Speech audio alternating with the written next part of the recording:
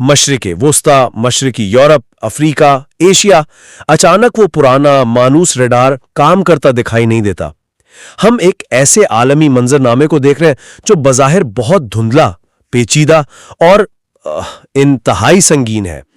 आज हम इसी आलमे तूफान का फिक्री और इलाहियाती तज्जिया कर रहे हैं। हम अप्रैल 2026 के उन संगीन हालात पर बात कर रहे हैं जिनमें मशरिक़ वुस्ता में शुरू होने वाला ऑपरेशन एपिक फ्यूरी शामिल है। और अबनाए हिर्मस की बंदिश भी, जो कि एक बड़ा बहरान है। बिल्कुल, और इसके साथ साथ यूक्रेन और सूडान में जारी तवील और वहशियाना जंगें। ये यकीनन तारीखी और जोग्राफियाई तूफानों का एक ऐसा बेमिसाल मजमुआ है जिसने आलमी सलामती के पूरे ढांचे को जड़ से हिला के रख दिया है। और इसी वजह से आज का हमारा मरकजी सवाल बहुत अहम है। सही। क्या ये मौजूदा संगीन आलमी तनाजुआत इंजील की पेशगोइयों के मुताबिक है? खासतौर पर मत्ती 24 बाब के मुताबिक क्या ये आखिरी अय्याम की वाज़ा अलामात और उन दर्द ज़य का हिस्सा है जिनका जिक्र मसीह ने किया था? या फिर, और ये आपका मौक़िफ़ है अगर मैं गलत नहीं हूं जी, या फिर ये इंसानी तारीख और हमारी अपनी हमाकतों का एक तसलसल है जो मसीहियों को खौफजदा होने के बजाय अमन साजी और 2 तवारीख 7-14 के तहत शिफायती दुआ की तरफ बुलाते हैं। मैं आज उसी बात की नुमाइंदगी करूंगी कि हमारा काम खौफ फैलाना नहीं, अमन कायम करना है।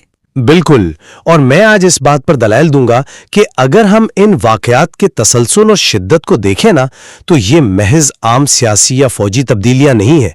ये वाकयात बाइबल की इलाहियाती टाइमलाइन की तकमील और मसीह की दूसरी आमद के वाज़े इशारे हैं। मैं अपने मौक़िफ़ की थोड़ी सी वजाहत से आगाज करता हूँ।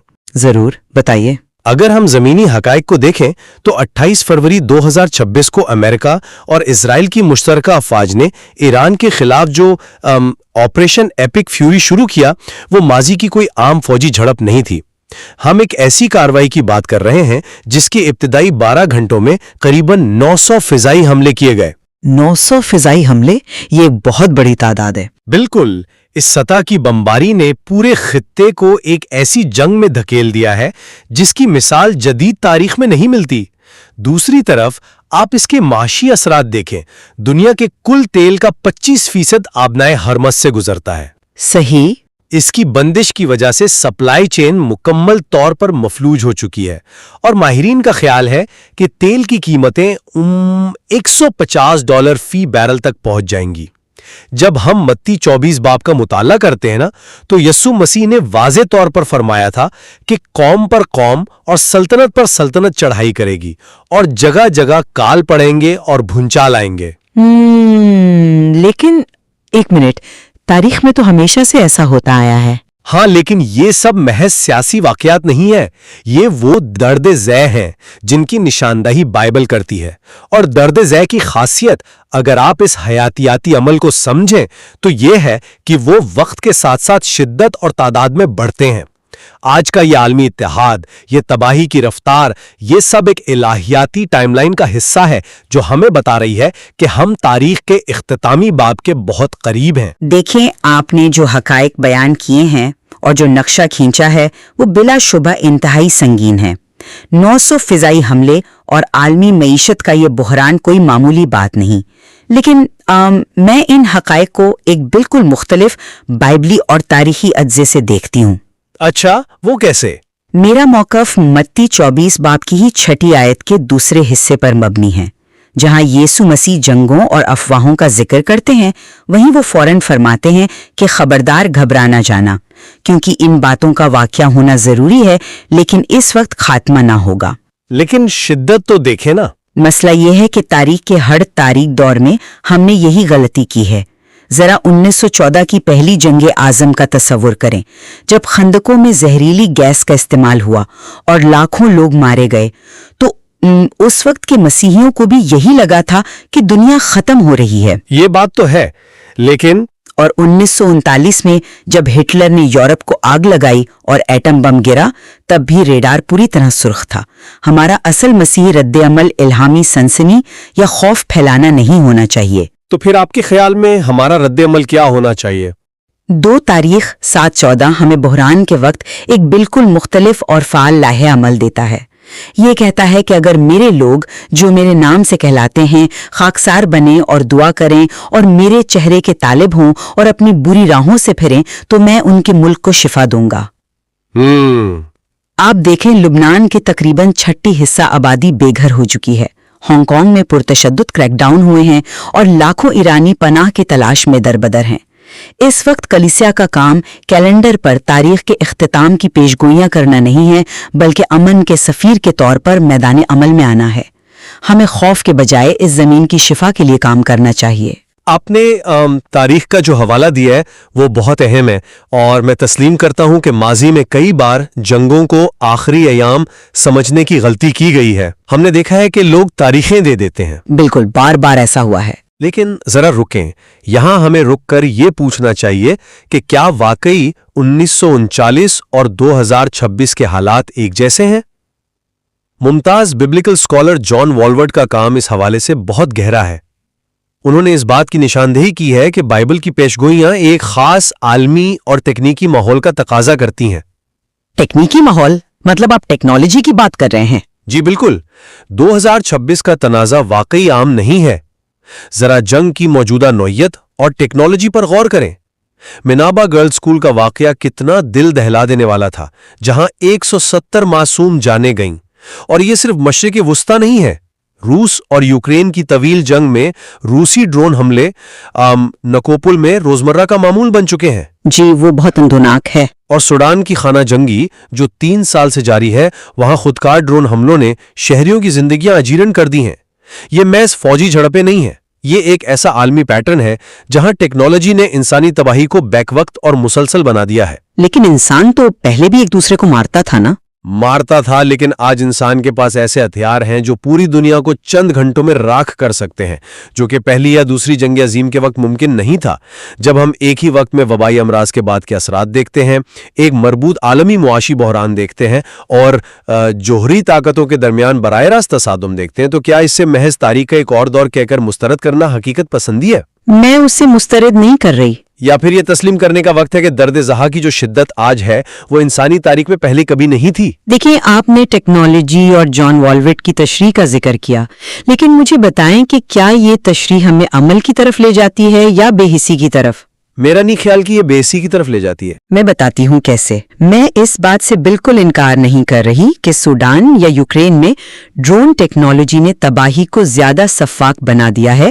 نکوپل میں جو کچھ ہو رہا ہے وہ انسانیت کے ماتھے پر ایک داغ ہے، لیکن اگر ہم ان تمام تکنیکی اور عسکری تبدیلیوں کو صرف اور صرف آخری ایام کے عدسے سے دیکھیں گے تو اس کا ایک بہت خطرناک نفسیاتی نتیجہ نکلتا ہے۔ کیسا نتیجہ؟ یہ کہ ہم انفرادی اور سماجی ذمہ داریوں سے لاشعوری طور پر غافل ہو جاتے ہیں۔ اگر آپ کو یقین ہے کہ ایک عمارت میں آگ لگنا الہیاتی طور پر طے شدہ ہے اور یہ عمارت بس گرنے ہی والی ہے، تو مطلب آپ آگ بجھانے کی کوشش کیوں کریں گے؟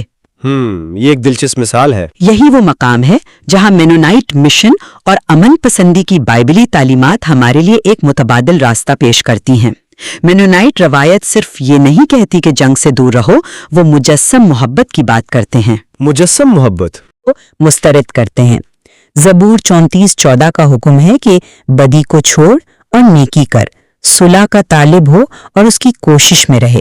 یہ محض امن کے وقت کے لیے نہیں ہے نا، بلکہ یہ خاص طور پر جنگ کے وقت کے لیے ہے۔ صحیح ہے۔ ہمارا کام ان ڈرون حملوں کے شکار لوگوں کے زخموں پر مرہم رکھنا اور ظالم پالیسیوں کے خلاف شفارت کرنا ہے، نہ کہ انہیں یہ بتانا کہ یہ تو بس دنیا کے خاتمے کی شروعات ہے، اس لیے ہمیں کچھ کرنے کی ضرورت نہیں۔ دیکھیں، مجھے آپ کی اس بات سے اتفاق ہے کہ ہمارا کام بے حسی یا ہاتھ پر ہاتھ دھرے بیٹھنا نہیں ہے۔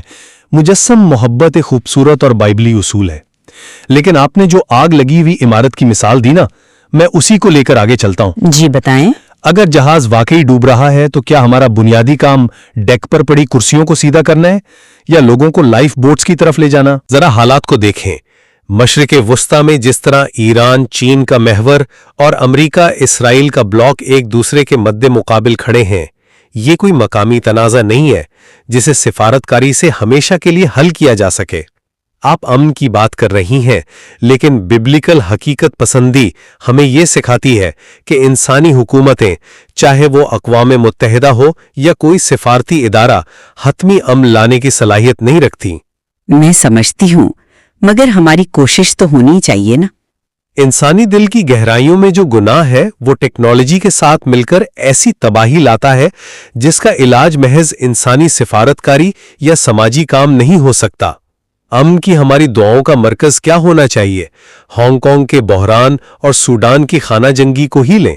کیا ہماری دعاؤں کا ہدف محض اس موجودہ اور عارضی عالمی نظام کو چند اور سالوں کے لیے کھڑا رکھنا ہے؟ تو پھر ہم دعا کس لیے کریں؟ نہیں، امن صرف سلامتی کے شہزادے کی واپسی سے آئے گا۔ دعائے ربانی میں جب ہم کہتے ہیں کہ تیری بادشاہی آئے، تو اس کا مطلب ہی یہ ہے کہ انسان کا بنایا ہوا یہ موجودہ نظام اپنے بوجھ تلے ناکام ہو چکا ہے۔ ہمیں امن کے لیے کام ضرور کرنا ہے، لیکن ہماری شفارت اور دعا کا بنیادی ہدف ایک گہری روحانی بیداری ہونی چاہیے تاکہ لوگ نجات پا سکیں، نہ کہ صرف اس دنیا کی سیاست کو ٹھیک کرنے کی کوشش۔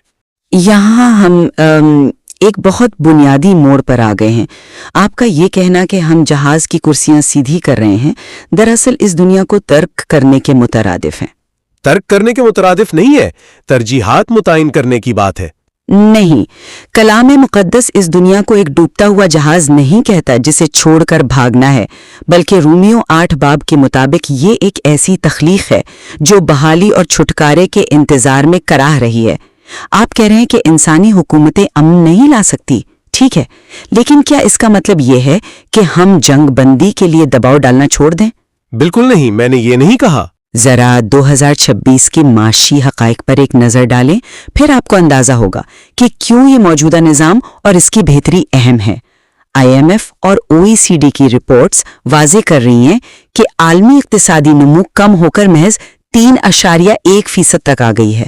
یورو ایریا، جو کہ ایک بہت بڑی معیشت ہے، اس کی نمو بمشکل 0.8% رہ گئی ہے۔ ہاں، معاشی حالات تو خراب ہیں۔ اور اس 0.8% کا مطلب کیا ہے؟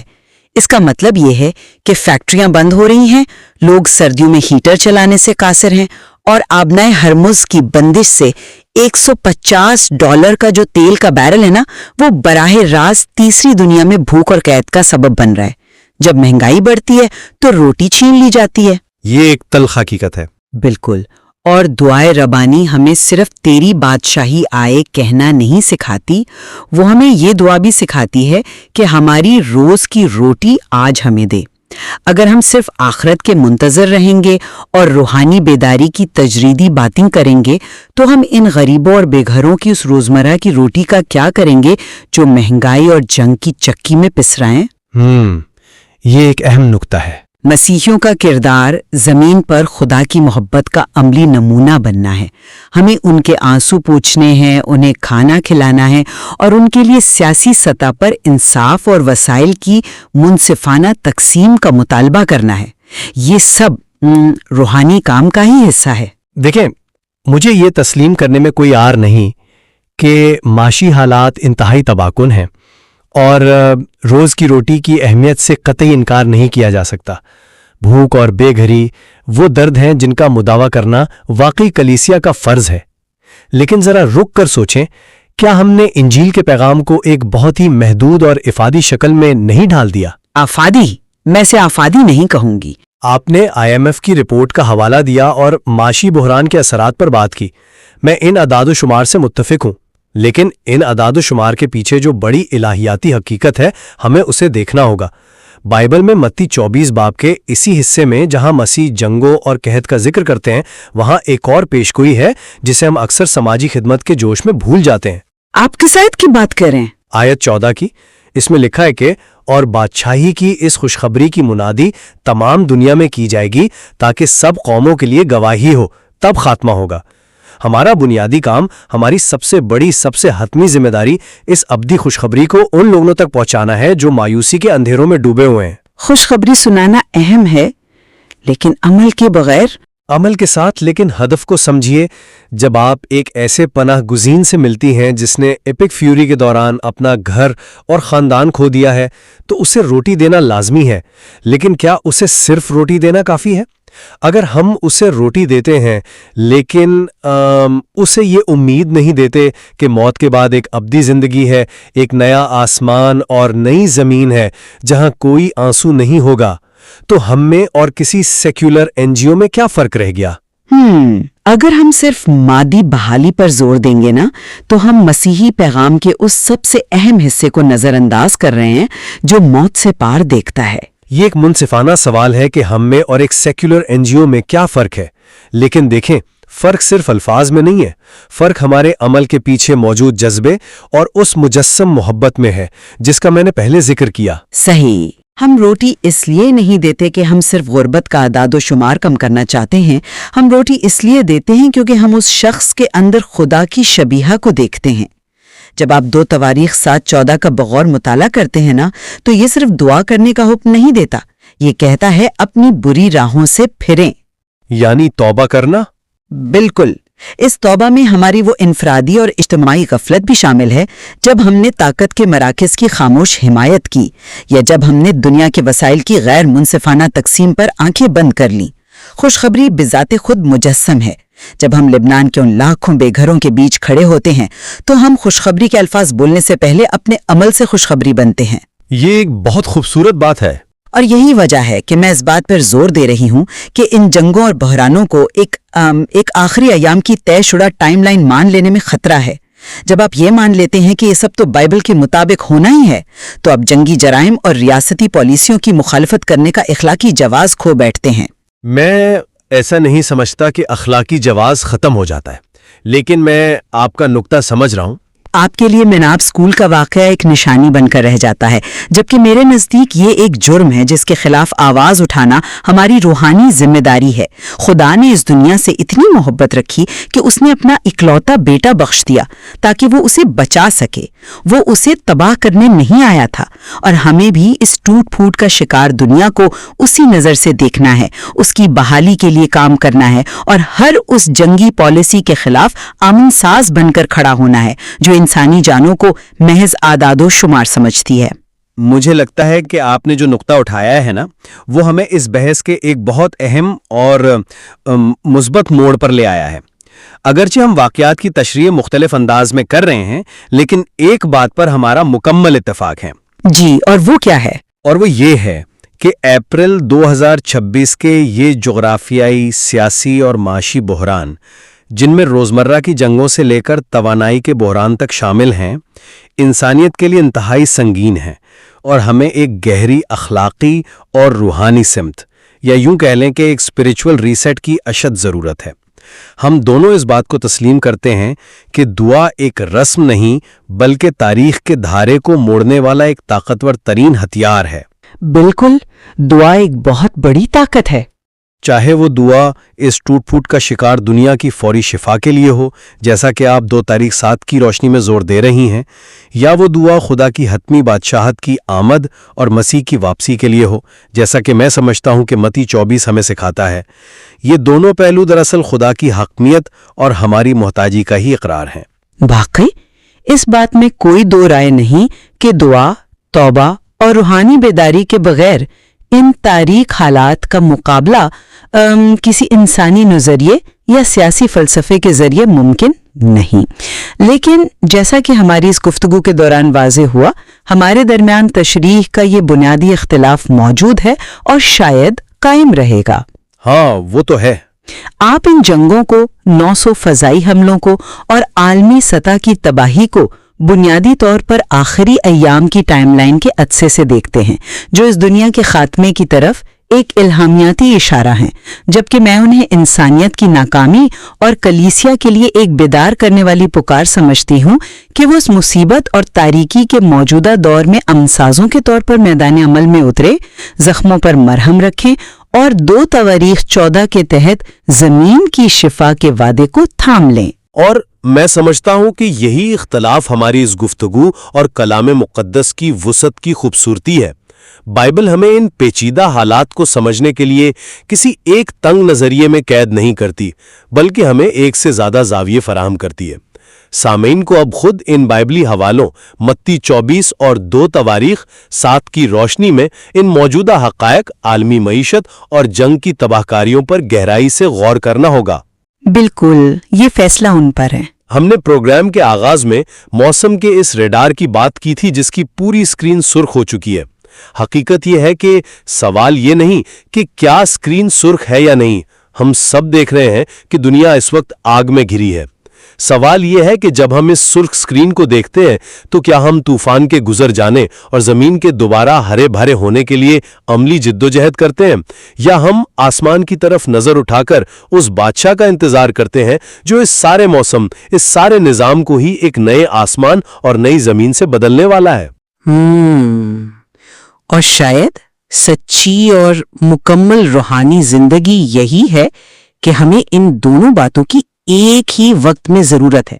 हमें जमीन पर बीज भी बोना है और आसमान की तरफ देखना भी है। बिल्कुल, ये वाकई बहुत गहराई से सोचने की बात है। आज के लिए द डिबेट में इतना ही। हम उम्मीद करते हैं कि इस गुफ्तगू ने आपको अपने ख्यालात पर दोबारा गौर करने और बाइबल के साथ साथ अपने इर्द गिर्द की दुनिया का ज्यादा तनकीदी मुताला करने की तरगीब दी होगी। अगली बार तक के लिए खुदा हाफिज।